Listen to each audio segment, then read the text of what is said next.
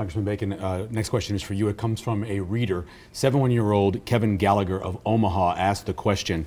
The national debt is currently at $21.5 trillion. It's estimated to continue to grow.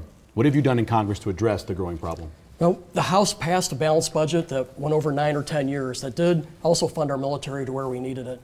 But we did not get that passed in the Senate. And so our spending has increased. A lot of folks think that tax reform has fueled the rising deficit. It has not. We have actually increased revenues because of the rising business and more people working who are paying in. So our economy is growing, and that's a good thing.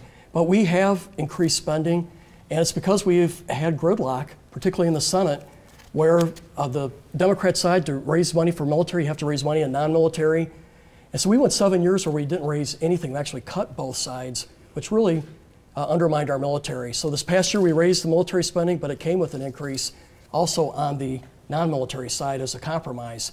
I didn't like the compromise, but I thought the vote yes was better because we need to ensure that our national security stays strong. A growing economy is key, though, to working through this debt, and we need to cap non-military spending and hold it as level as we can, which, like we did under President Clinton and a Republican Congress, that worked.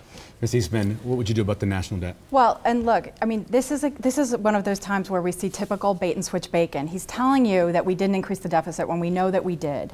He's telling you that he tried to pass a balanced budget amendment, which would cut Social Security. He's also telling you that we increased spending, but he just told you that we increased spending for the military, and he was okay with that.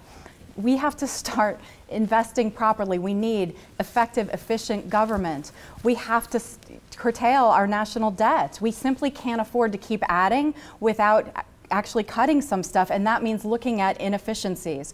We know in government there are a number of inefficiencies. Having worked in our community for the past 12 years, I know where government's programs fail and where they succeed and where funding is spent wisely and where it could be spent better. We need somebody who's going to get in there and be fiscally responsible when it comes to spending in this country. Congressman, you want to respond? Yeah, I would like to. I did vote for a balanced budget amendment, plus a 10-year plan that did balance the budget, but neither cut Social Security. It would only happen if that particular Congress who had the balanced budget made that decision. Of course, we would oppose that. We do not want to cut Social Security. We want to preserve it.